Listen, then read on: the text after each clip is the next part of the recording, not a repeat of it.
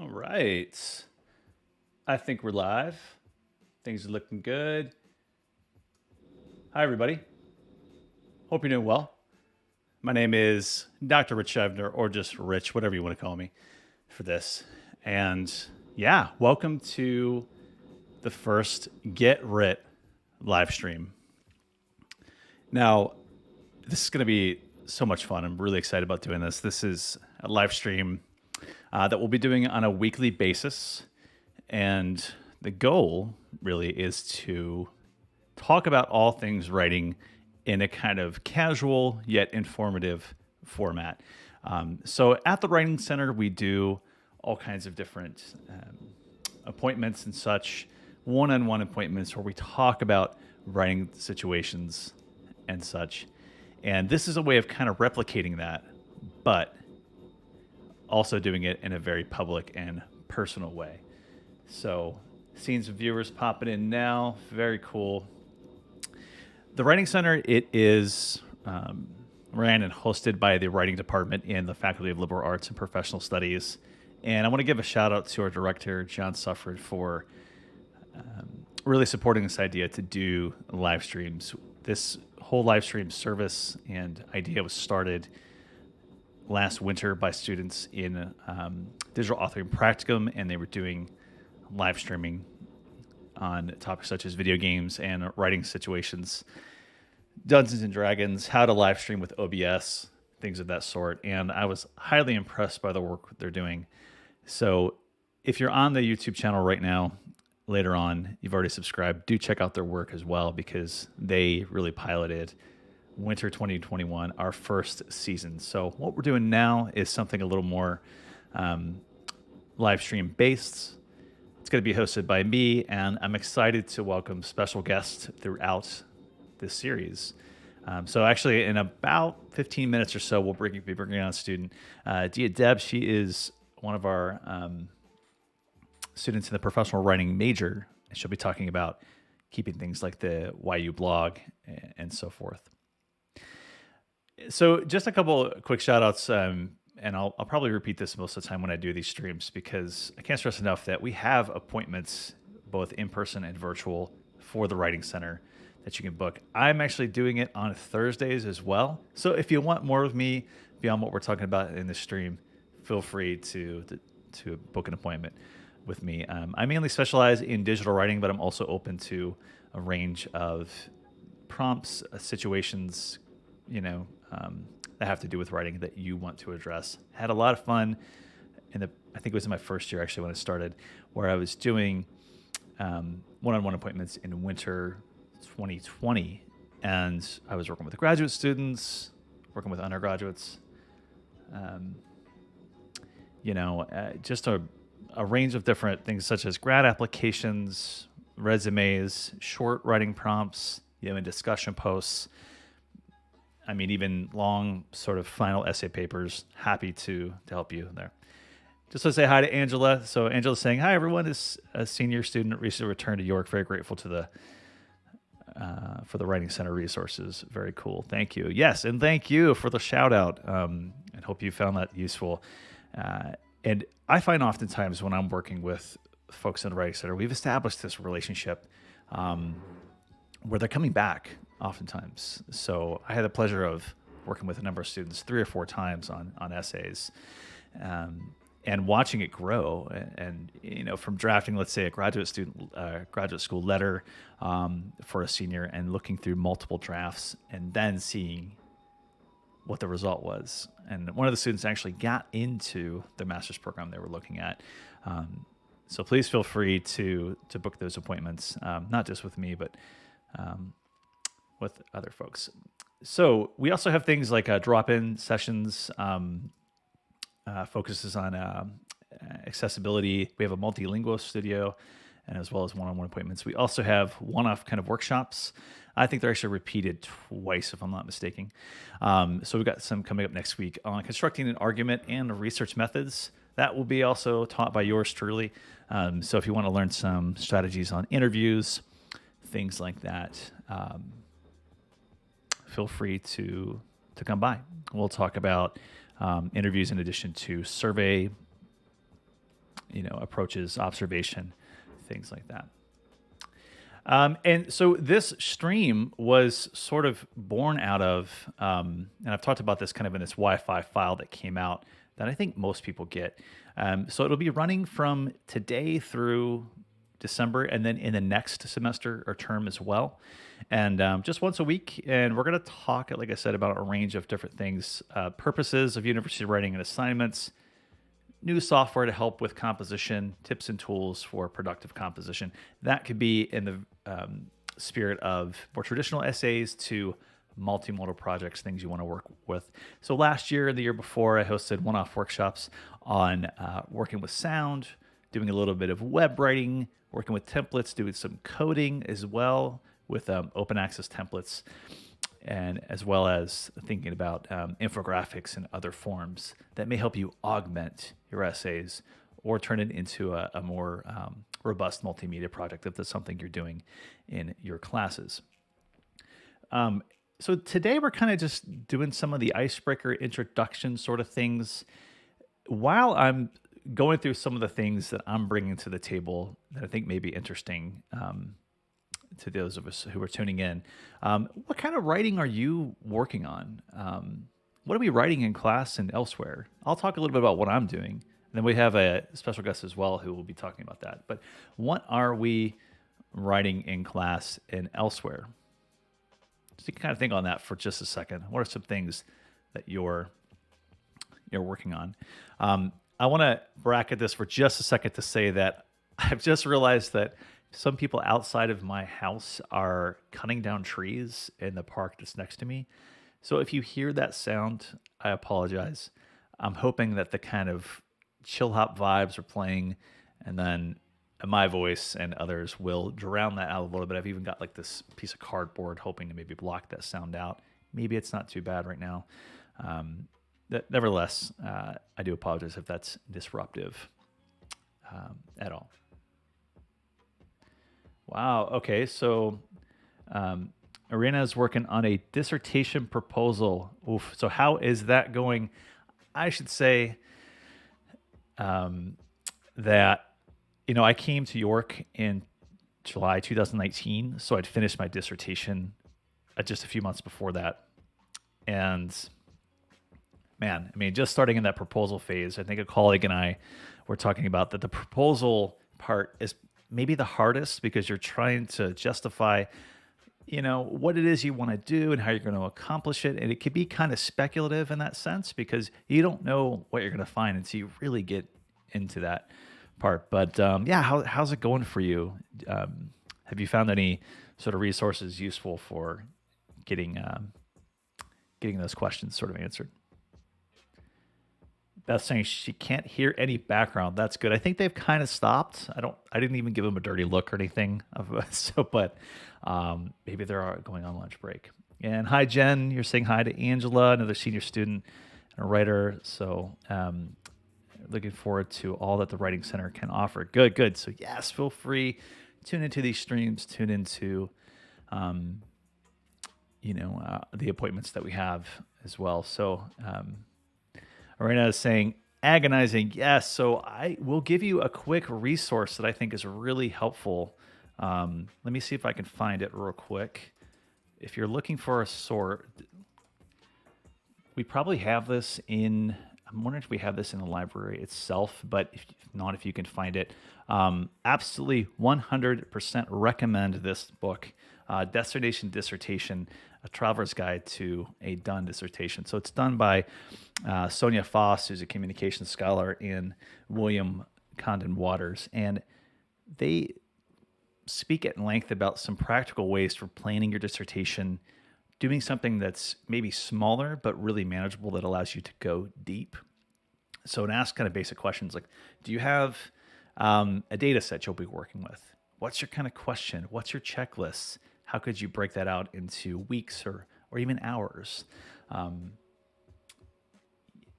So maybe you use that in the Writers Cafe. For those of you who don't know, we have a PhD Writers Cafe and similar graduate writing cafes for graduate students to workshop their materials. I certainly did that as well when I was at University of Cincinnati. And so, yeah, if you can get in a group like that, or even if you want to write along while you're here on the stream, feel free to. I'm going to be doing some of that as well. Yes, so destination dissertation. You're very welcome for that suggestion. It changed the way I think about the practicality kind of the dissertation. You know, the boundaries that you give yourself to go deeper. Okay. So I mentioned the Writing Center. Let me mention myself as well. Some couple things. So like I said, I started in 2019. Mainly my research and teaching focuses on digital writing practices. And on the research side, I'm focusing mainly on the emotional work that goes into digital writing and sort of acts of circulation. I was a journalist a long time before that. And I also was a technical communicator with software developers. So real pleasure to bring in that focus on digital writing, but I also take pride in being flexible. And that's why I like working in the Writing Center, because I can hopefully help you address a range of writing situations that I've had experience with, or if not, I can bring a kind of framework that would be helpful for you. And let's check on the chat real quick. See, Angela, I'm not confident about writing, so this is a lifesaver. Yeah, and sometimes we get that confidence through one-on-one conversations or even things like the stream. I write on a weekly basis in virtual and sometimes, as long as it's safe, sort of physical in-person spaces, usually outside with some folks. And just kind of being around, either virtually or not, or talking through text or some other way, is super helpful for getting ideas on the page, or just deciding if it's a good idea or not, making some decisions. All right, let's see how we're doing on time here. Doing pretty well, so that's good. Also, I teach a class called Writing in Digital Cultures, and so I teach that on Wednesdays, actually, so later today I'll be teaching that. And this is some of the stuff that I typically assign my classes. We're talking about sort of critical writing strategies, design, analysis, implementation abilities in the digital world. And so, yeah, if you ever want to learn a bit more about that, feel free to write me later on. I can send you a link. Just a little PSA for that. And then lastly, I just want to mention two quick things. If you want to learn about editing kind of processes for digital writing, particularly copy editing practices, come talk to me as well. I may even have some guests later on to talk about this journal called Kairos, a journal of rhetoric, technology, and pedagogy. And, through this journal, we're focused mainly on digital text and all that goes into it. So it's a mix of text, image, moving images, sounds. There's a whole web text right now, and I'll even put in the chat if I can figure out how to do that. I think I have to sign in on a web browser. That's about turntablism and so forth, and what we can do to apply that to writing situations. So if you've ever wondered how music figures into these conversations, feel free to check out this excellent text. Again, mixing sound, image, moving images, what have you, to tell a story. So I'm happy to support you in that realm as well. And then lastly, just one last promotion, and then we'll bring in a guest here in just a minute or so. But I'm also doing a thing called 100 Days of Writing on Twitch. And it's mainly just me writing on camera for accountability purposes. So if you ever want to come along and just write for an hour with me, feel free to check that out as well. That's also tied into the book I'm currently working on and so forth. And yeah, just really, really excited to be working on that.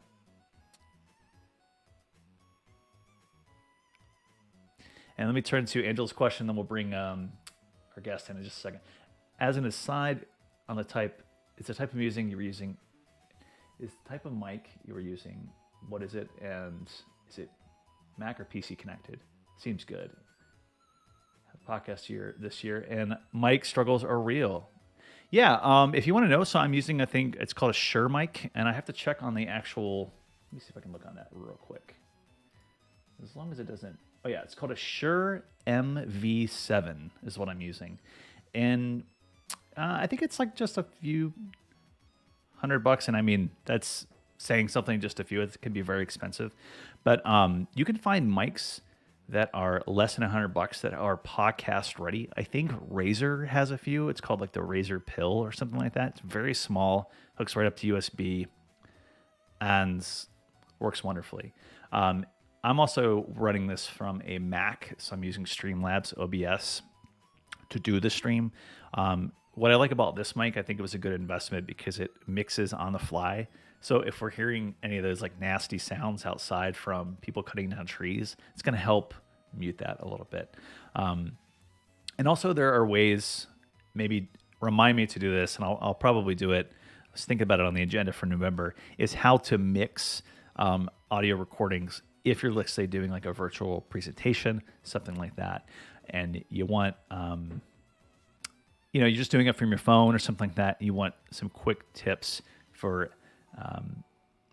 getting that sort of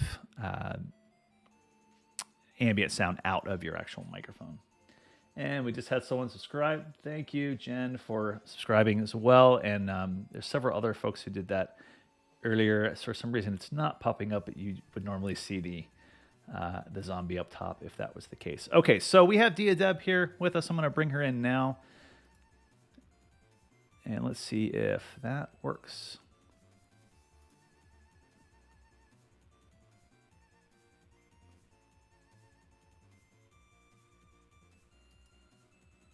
Hey, Deea, how's it going? Hi, Professor. I'm good. How are you? Good, good, good. Let me just bring you here in on the chat, and then we can do the little pin sort of thing there. Just making sure that looks all good. Excellent. I'm so glad you could join us. Thank you for doing this. Thank you so much for having me. Yeah, absolutely. So now on your side, Deea, you might hear just sort of more distantly because I'm hooking up two different situations. I think you did this before when you were in my class. So yeah, yep. But yeah, we do what we can with our available means, right? And different ways. I'm gonna turn down the music just a little bit so everybody can hear you because I think we might have a little bit of mixing there. But yeah, let me go ahead and introduce Deea. So Deea, you are a professional writing major with us, and by my definition, a rock star and doing some awesome things with us in our department and with the YU blog. And you keep the blog. You post several days a week. It looks like, right?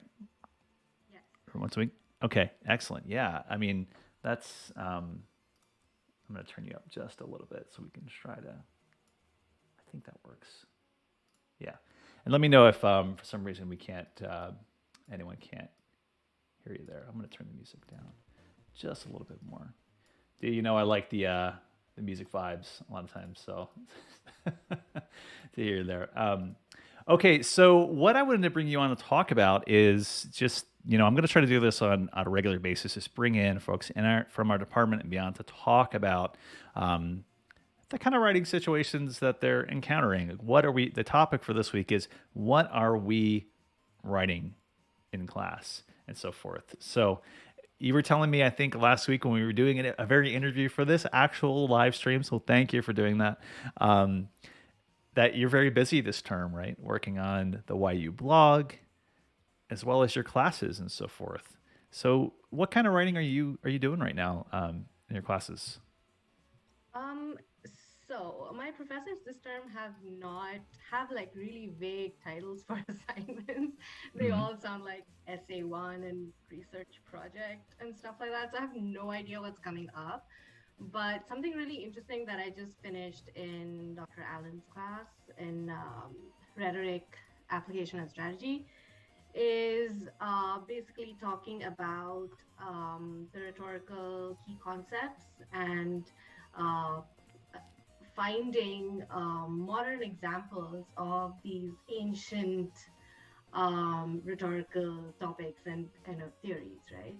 Mm. So which was really great. I think it's the rhetorical situations that we've learned about from, like, Aristotle and that whole era of Greek philosophers is it's still so applicable in today's modern day communication and rhetoric. It was a really really interesting assignment, and I wanted to share something. If people haven't seen this ad, it's called the Work from Home Thing by Apple. Mm. It's a really really interesting ad, and you can see all three rhetorical situations that's like logos, pathos, ethos in action in that ad. And it came out in 2020, like right at the onset of the whole pandemic and the work from home thing. It's really relevant, and I think everybody who's worked from home is going to relate to it. And I Mm-hmm. mean, just I really recommend that ad. And just try, if people are reading about rhetoric or are in classes where rhetoric is being discussed, I Mm-hmm. think the modern application of rhetoric is really really um like brilliant in that ad. So I Nice. recommend everyone to check it out. Yeah. Excellent. Excellent. And some folks were saying they having a little trouble hearing you. So let me see what I can do to turn that up a little bit. Let me see if I go back to Zoom.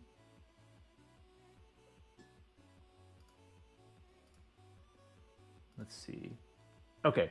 All right. So it's a little. They're saying it's a little more audible. Yeah. And if you could just if you speak up just a little bit, then I think we should be good to go. So yeah, that's a little again available means, right? But so the whole work from home thing, interesting. This is As what a they're what? looking at. I think YouTube will get mad if I play the whole thing, but this sounds really interesting. Maybe we'll put it in the chat just as a reference for later on. But yeah, it's one of those things like with Dr. Allen's class, and it's rhetoric, strategy, and application. You said right? That's what you're in. Yeah. Yeah, Yeah. that we're learning these foundations of rhetoric, and we keep coming back to them in our classes in a way that these sort of principles you're learning are applicable in a lot of different ways. Um, and I just find like as soon as I learned that, it was easy for me to see how those rhetorical appeals, whether you're thinking about appeals to emotion, like to the heart, to how you think about logic and facts, um, and authority, you see that happening in almost every writing situation, and then even in person, you're seeing that. Um, when somebody's trying to sell you something, what have you, or you're trying to get your way. How do we do that? How do we think about how that ties to things like our thesis and so forth? Okay, and Angela and Jen are saying, I think Angela's saying they can hear you now, so rock and roll. Love that stuff. And okay, yeah, so just a range of assignments you're starting off with. We're not even in the midterm, so I imagine that some of these, your projects will be a bit more detailed moving forward, it seems like. Yeah. I have really exciting ones coming up though. I do have like a lot of digital writing assignments and multimodal assignments. So I'm really looking forward. I love those kind of essays or assignments more than like just text based, because that's a Mm-hmm. little boring. But yeah, Mm-hmm. so Well, I I'm mean, looking forward to it. mm. I mean, it's something you've done for a while in school, and most likely, I'm assuming like coming to the universities when you started doing more of these digital media projects. So it's really like a welcome break. Um, if I can ask you, in some ways, does doing digital work, I guess, how does that shape how you think about essay writing and so forth? Have you thought? Like, I don't know if I gave you that Um, question ahead of time, so I'm putting you on the spot a little bit, but yeah. no, that's fine.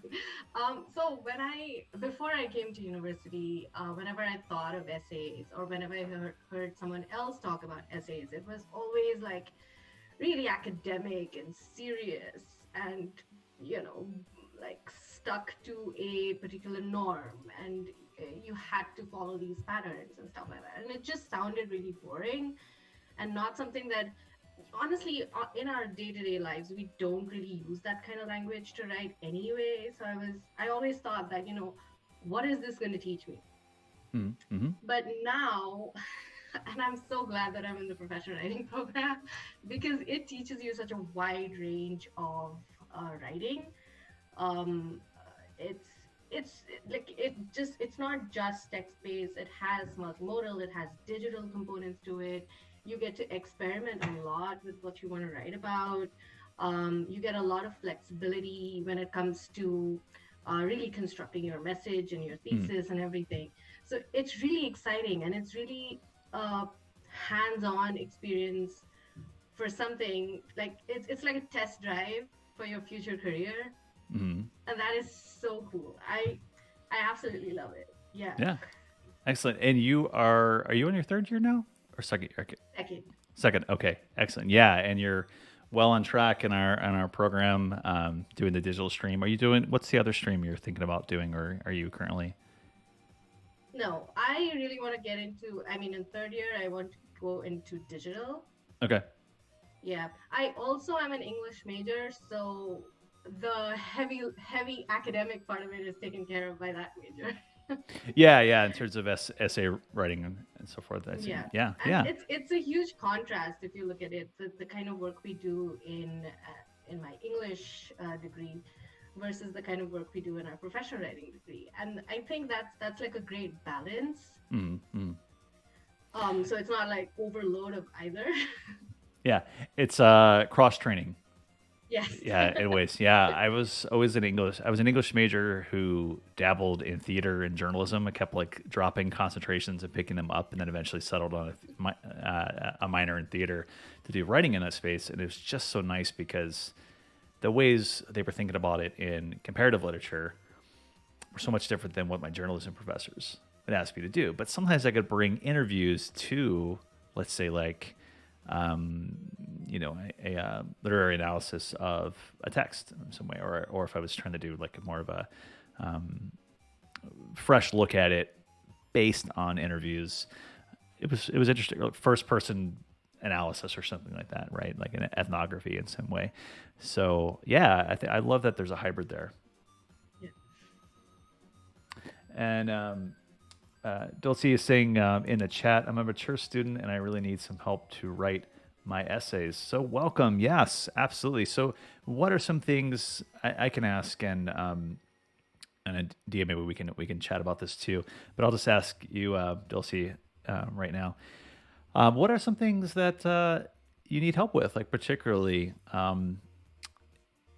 in terms of your essays? So, we in the Writing Center just can help you with anything all the way from invention to the final publication of it. Yeah, if there's, and if you want to come in stages, right? Like as Deea knows in our classes, and maybe even in the Writing Center, if you've had appointments in addition to that, we have multiple sessions we can cover with you to cover this. It's not like drafting in a class I do in mine, where we start with like a prototype of something, a draft, maybe just a 100-word proposal. The assignment itself, we cover that. We try to decode what that means, and then we move through it through several weeks. And asking about how to format the essay and how to do the research. So yeah, the formatting, whether it's the layout, which is a key thing we think about a lot in digital spaces, right, Deea? But just the research that drives it. So it's a matter of having that good presentation, but making sure that it's situated in it. So yeah, I'll link to, I think they're asking about an appointment and so forth. So I will be sure to link to that here in the chat for you. But while I'm doing that, let's talk real quickly for you, Deea. I know you've got a couple minutes because you got a class in a little bit. But how long have you been writing for the YU blog, and like what kind of goes into drafting and preparing a post? Could you talk us through that? Here's one of your recent ones. It was the actual post for the series I'm looking at here on the screen. But you had one recent on 10 ways to avoid falling behind at the university, and that was a really great tip. I think that a lot of us can think about too. Yeah, so I've been working with the YU blog since no, since summer 2020, so that's Hmm. a little over a year. And well, if the, the preparation behind a post is different for every category of post that we're doing, I guess. Hmm. But if I had to take an example like the interview I did with you, it was basically coming up with the idea basically came from Professor Suffren, who sent us the This Week at York submission, and Hmm. so we were like, oh, this sounds so cool, let's do a promo for this one. And then I got in touch with you to do we kind of decided that it would be better to do an interview with you so that you could give us more insight into what people could expect at these sessions Hmm. instead of just saying that, oh, this is something that they've launched and you should go and attend it. So we always try to kind of put an angle of what's in it for students, Hmm. and how would it benefit them. So it was like an obvious choice that we should interview you and kind of find out more about this. Hmm. And so I reached out to you, and then we had our interview. And then I kind of transcribed the whole thing, Hmm. which I remember we had a conversation about transcription and how you could use like different apps and stuff to Hmm. kind of make it easier for you.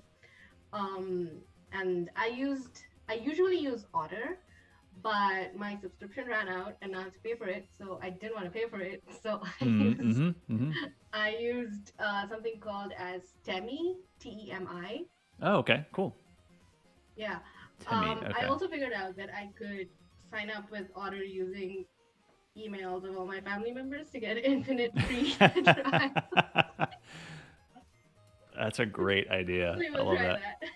Yeah. And I think that's just raising the question. We sometimes when we're doing things like blogging, anything that crosses that barrier between like having to print it and turn it in, or doing things like interviews, um, it could seem like it's very expensive to do, right? But there are ways and hacks, we might say, to doing this stuff at a pretty low cost. So like Temi or Otter.ai if you're doing interviews, um, using Audacity for audio editing or something like that. I mean, the only risk you run sometimes is having to have those like various logins and so forth, meaning that you're kind of giving that away as your currency to these folks. But even still, if you're aware of what's at stake when you do it, whether it's actually handing over something from your wallet or using your name and password, your email, you know, once you're aware of what's at stake, I think it's easier to make those kind of decisions. But Temi I think it's affiliated with Rev, if I'm not mistaken, sort of as an AI Oh, service. So it's really good for transcription, I've heard. yeah, yeah. Yeah. And it gives you an option of removing all the fillers, like all the and uhs and stuff like that. So it Mm-hmm. kind of makes it a little easier for you to edit. You still have to go in and edit it. It's not really really very accurate, but Mm-hmm. it helps. Like you don't have to type the whole thing out. So I see. I see. Yeah. Yeah. yeah. So I kind of after we've done the transcript, I kind of go in and add the whole. I mean, I make the first draft, Mm-hmm. and then it goes into a first round of approvals to my managers and stuff, and then it goes to the interviewees. Like I sent it to you for your feedback, and if you wanted to add, edit anything, and then once it comes back from you, we incorporate all the edits, and then it goes back for a second round of approval internally. And then we upload it on to WordPress, which is the platform on which the blog is hosted. And we add all the creatives, images, everything else into it, the Mm-hmm. formatting, all of that. And then the third round of approvals, and then it's published. Wow. And then we kind of plug it in with all the social handle. So the Your Q students handle, and then if there is like for instance, um, we wanted this post to be shared by you, by the writing center and everyone. So we circulate that whole thing, the link to all these people so that and request them to kind of, if you want to post it, please do. so then, so then most of the time they agree to do it, and then it's all over the place. Wow. Yeah. So several hours go into to composing one post. Yeah. Even if you're not doing an interview with a goofy person like myself, you're just you're doing some passing with back and forth with your supervisors and editors, and doing that in Microsoft Word or Google Docs, and then moving it to WordPress, sharing it out. So it's a life cycle. I mean, what would you think the estimate would be for one post in terms of its production cycle? If it involves a third person outside of our team, then it takes anywhere between 2 to 3 days if they're really quick at responding. Right. Otherwise, Yep. it's a little, you have to like be a little patient with others. But if it's just within the team, it's like a 1 day turnaround. Yeah. Excellent. All right, so I want to leave you with one last question, if you have just a second, if that's okay. No problem. Yeah, Sure. Yeah. What kind of writing do you find to be, most challenging and or rewarding? However you want to sort of think about that, like, generally. I think I personally create a lot of challenge in writing,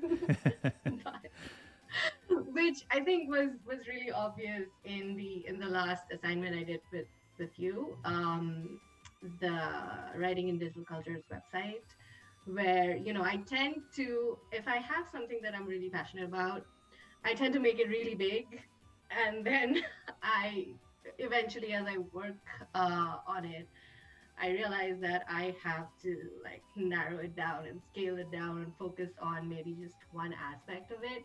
And so, and I do this, I don't learn. I do this every time. It's the same with every assignment. But I think also that also is a very rewarding process, because every time it teaches me something about writing and something about myself as a writer and how I prefer to do things, or how I can make things easier or more efficient. Yeah. So yeah, I don't know. I was talking about the same thing with Dr. Bell when I was in her class, and she said the same thing. Like, she also tends to like make it a big deal of it, and then it's like you're kind of drowning, and then you kind of like reevaluate your life. Yeah, so you start by scaling up, Yeah. in maybe intentional, unintentional ways, and then you scale down later on to do it. Yeah. Yeah, that's always a challenge, and sometimes you can maybe get 2 essays out of it, right? So think about like what you put on the cutting floor could be useful for, let's say, another class, or your next project or something, or you could just gesture towards what you also want to talk about. But yeah, the focal point, that's the hardest as you scale up and bring in all this research, and you're gonna say, okay, like I've got to let some of it go. It's still going to be a great essay regardless. And that's kind of the challenge of doing the research too on that side, is you find all these sources and you want to bring them all in, but sometimes they're not all necessary for the project. Yeah. And so that might be to Dulcie's point about how to do research. It's just, how to start is just grabbing things that you can, and then sort of deciding later on what to cut, what's most important. So, I also keep like an additional document which I call as a graveyard. oh wow. So anything that I delete from my draft, I put it in the graveyard. I don't like permanently delete it, because more often than not, I've seen myself come back and realize that, oh damn, I should have kept that. What did I write? And it's not possible for you to remember everything you write word for word. So I keep it aside, and if I ever need anything, I just pick it back up.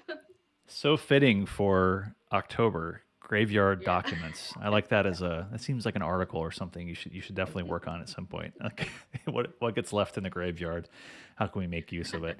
Well, Deea, it's been great to catch up with you again. I know you've got class in a bit. I think are you doing genres in professional writing? Is that your class later on? Yeah. Okay.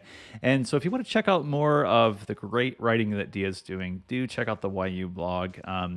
Again, you're posting on the regular. I think that it's so well written and it's very useful. It reminds me a lot of when I was working for a newspaper that focused on young professionals and trying to, do sort of these robust lists, but also, as a way just to be useful for anyone. So these are things you can pick up, tips and tricks, whether it's related to writing or something else. Is there anything else you want to add, Dia, before we let you go?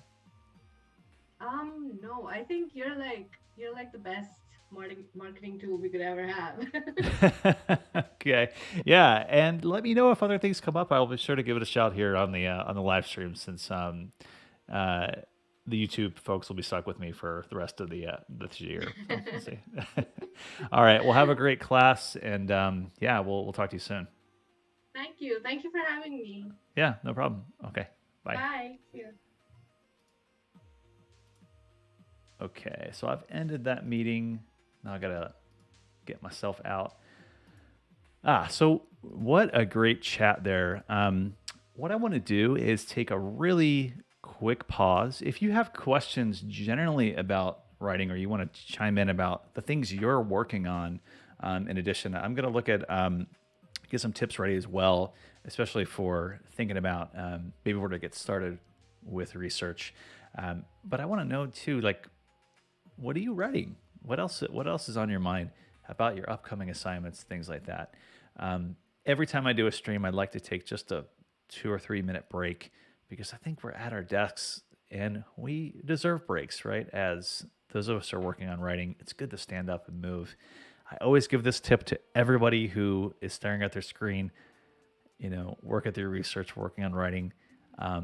If you ever want to just give your eyes a break, you can do something really quickly. You just take your hands and rub them together for just a couple seconds. So you can hear that there on the mic. Warm up your hands and put it right on your eyes. Just like that for a second or so. So it just kind of gets them moist a little bit. Helps you reset. We can get a lot of dry eyes and other headaches and things like that by staring at the screen. So I'm going to turn the mic off. I'll turn the music up and I'll be right back in a second.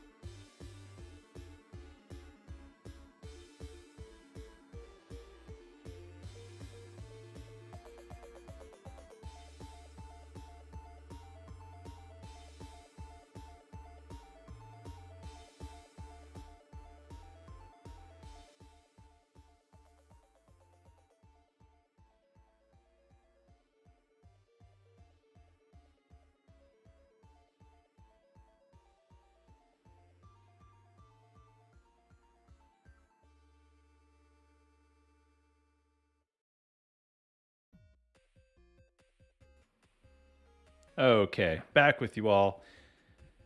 So, hope you had a nice break.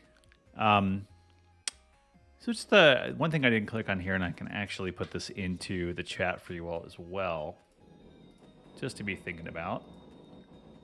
And we got that buzzsaw going on again. That's the sign-in link I'm going to put in the chat for everybody. And this is where you can sign up if you're a first-time visitor for the Writing Center. If you've been to the Writing Center and you've been a part of it, for anyone who's watching now, what's your experience been like? Have you had a really helpful situation by coming to the Writing Center? That's an essay or let's say a kind of research question you had. Was it resolved by you visiting? Let us know here in the chat. Love to hear about it. So, just want to talk about a few more things before we wrap up there, and we can. I think this might be just useful for us to kind of revisit if you're thinking about a new project or something else for writing situations. What kind of research can you do to maybe get a quick look at the topic at hand? And Arena is asking, is the live stream planned to be at the same time each Wednesday? Yes. So now through this early December, it'll be 11:30 to 12:30. And then the nice thing is it'll be on demand as well. So if you can't make it, or if anyone can't, feel free to check it out later and feel free to comment and so forth. Jen is saying, I haven't used the Writing Center for any writing, but I did a couple of tutorials over the summer and they were very helpful. Excellent. Yeah. So we have virtual appointments as well if that's something you want to do during the actual term, fall and winter. And, it's kind of the same situation like Zoom. You'll sign into this interface and even if you're doing it via your phone, it'll activate your microphone and camera. So I've talked with people, whether outside in a hall, sort of asking questions, and so forth. It's probably going to be most helpful if you're on your laptop or something like that. But again, if it's just about talking through ideas, especially at the early stages, that could be pretty useful. So we had a question earlier about research, sort of how to do research, and I mean we could talk about that for a full hour on a stream. Maybe that's a topic I can bring up after I do the research methods chat in a few weeks. But just a quick reminder. So we have our York libraries, and the Omni system that they have here is fantastic. I use it a lot in addition to Google Scholar. And so let's say I'm working on emotion and writing. If I'm just going to search for that, what are we going to find? Most of the time you have to be signed in as well to actually, get the full results. But books, various articles, things on, plotting and kind of fiction writing, adding emotion, there's just a whole range of different articles you can use. So I highly recommend this. It's hard to see here unless I move it over here, but they have articles, dissertations, book chapters. This was a similar program, was quite useful when I was working on my dissertation, but regardless of what class you're in, this should be a great database. There's another reason to sign in as well with your York account, and that's because you can access a range of journals that may be current once you're signed in, because our university and York Libraries has those subscriptions. So if you're looking for things like peer-reviewed journals, which are substantiated by domain experts, whether it's psychology, rhetoric, mathematics, what have you, these journals are going to be well-sourced and carry a lot of authority with them. So that is one space I would recommend. Maybe if you've used it, let us know if it's been useful for you, for anyone out there. whether it's a first year essay or a dissertation. I mean, in addition to that, if I'm looking for things like access to particular journals and books, I'm going to go with your libraries. If I'm thinking more about, generally just trying to get a temperature check of what's going on in a fields, I'm going to work with Google Scholar. So if I said emotional writing, for example, again, I'm going to get a range of things, books, peer-reviewed articles, maybe even some news articles. What I like about this one is that you can look at how many people have cited a particular text. And it also makes it really easy to work on citations. So when you're working on long-form projects, you may have a number of citations you're working with. What's nice is if you start it, you can save it into what's called a library and then look at it later, and you can add labels. So I might just say something like motion studies example, and everything that I save, will be under that framework. You can also go back and filter it by year that it was published. Lots of different things you could do to actually, again, look at what's out there in the field. It also gives you related searches. So if I might say like emotional rhetoric and Aristotle, if I'm thinking about like times of antiquity and how we were thinking about emotion at that time, that's certainly a way that you can do your research. So maybe that's a helpful tip. I wonder if anyone else uses Google Scholar as well. It's kind of my go-to for just doing some quick checking. And it's a little more targeted at academic research than if you were just doing a good old Google search.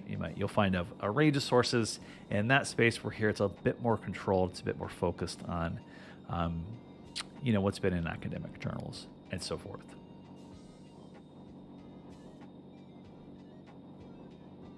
And I'm slightly hearing that sound in the background, but I think we'll be okay.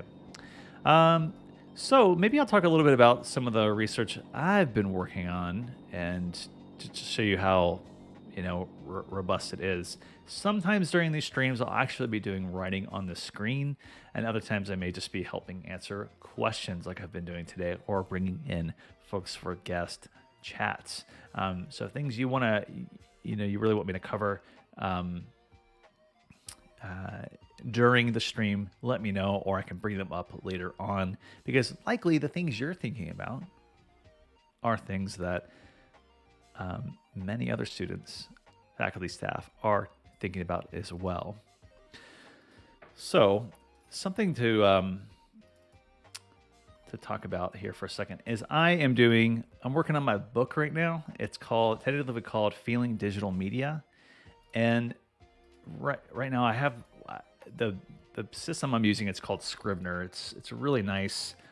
It's a sort of paid program, a bit more robust than Word and Google Docs. I'm going to talk about that in an upcoming stream as well, about sort of what's at stake when you use something like this. But if you're trying to organize research for a very long form project, such as a dissertation, let's say a final essay, a final project that needs multiple drafts, this is a good platform to use. So it helps me organize my thoughts quite a bit. And recently what I've been doing is moving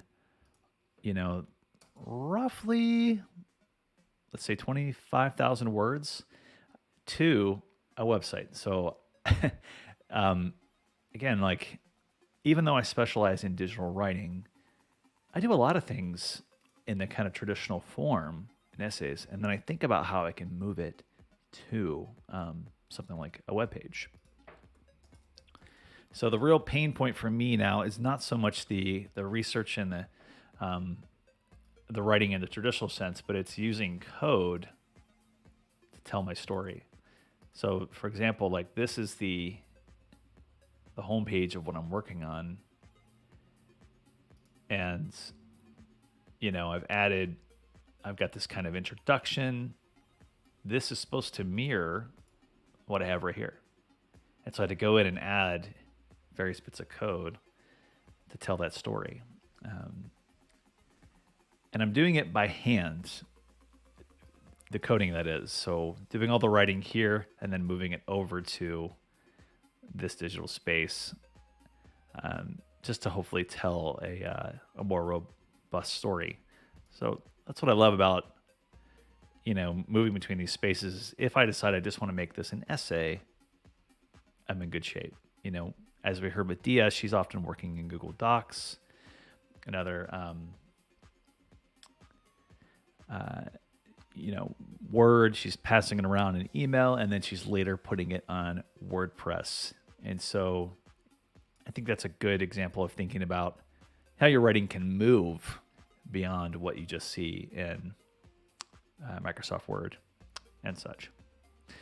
So that's my sort of approach right now with writing. That's, I guess you would say that's me working on things elsewhere. Is I am pressed to submit this thing in its current form, chapters 1 through 2, by the end of the week. So I have about 2 days to finish that. I'm pretty close by having laid out all the chapters and such. But it's just one of those things you're grinding through, right? Maybe sometimes for all of you too, writing feels a bit like a grind. Marina's asking, Rich, a question on the book you recommended, Destination Dissertation. I see 2 editions, 2015 and 2007. Which one do you recommend? I have only used the 2015 one, so I think it's in a dissertation. Let's check. I think it's the green one. Yes, this is one that was said. So it's a bit more updated, as writing situations have changed. But again, like pre-proposal, lit review, proposal, and so forth, it covers all those bases. But to be honest, if you find one, let's say at our library, or one that's just simply cheaper, it's still going to be useful because they're still covering the 29 steps for the most part. They're using that framework of the trip and the destination to finishing it.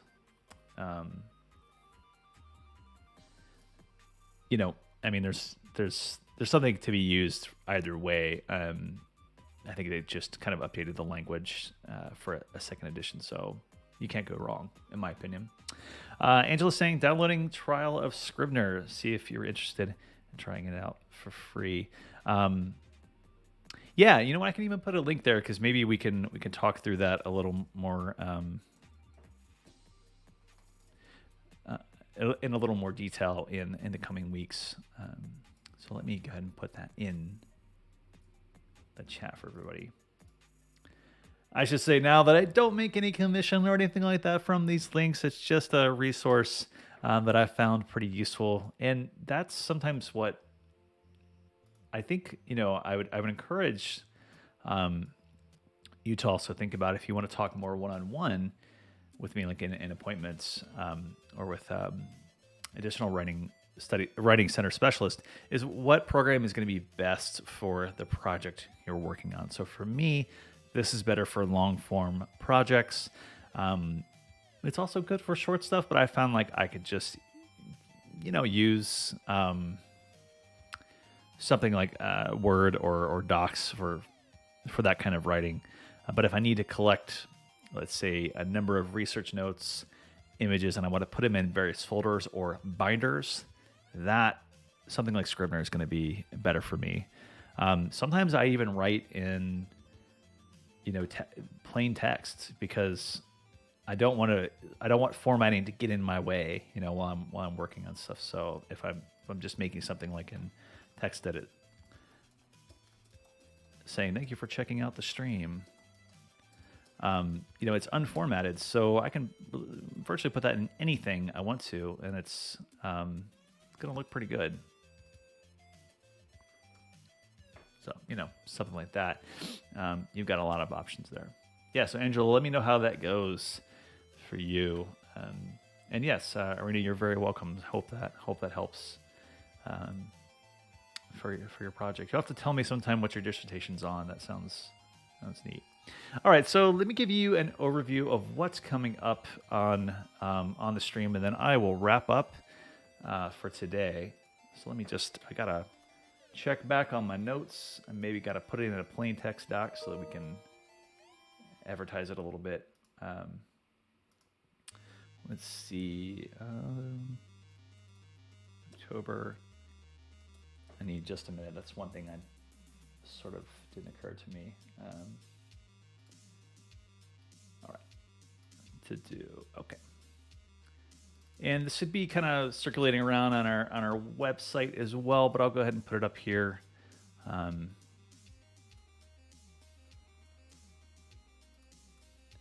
Just to make it nice and big. So for this week, obviously we've been on the topic at hand has been what are we writing? Next week we're focusing on where we get writ in the writing department. So where have we been published in the writing department and what kind of went into some of those writing practices. So if we're still thinking about where to put our writing after, let's say, we've written that essay for one of our classes, how can we, extend the life of a project we've worked on?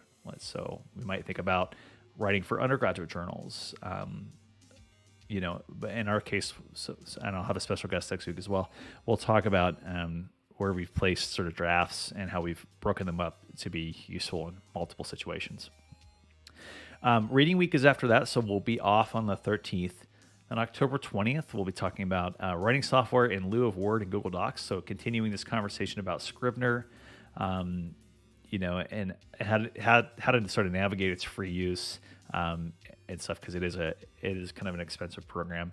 But we'll talk about things that are similar, maybe a bit more robust than Word or Docs, and what's at stake if you use those. And then, kind of around it's the holidays coming up around Halloween and so forth on the 31st, writing prompts that will terrify you. So prompts or programs that are on the web that, let's say, force you to continue writing. And if you stop, it will actually delete what you're writing. So if it's kind of good for like ideation and so forth, or ones that will make kind of terrible or terrifying sounds to get you to do the writing to get words on the page. At the very least, it's a thought experiment. It may be something that you're not into. Certainly I can do it in small doses, but it's kind of fun to play around. So that's what I like about this stream is it's there to talk about what we might like to do, what we might enjoy, or what challenges we have across a range of writing situations.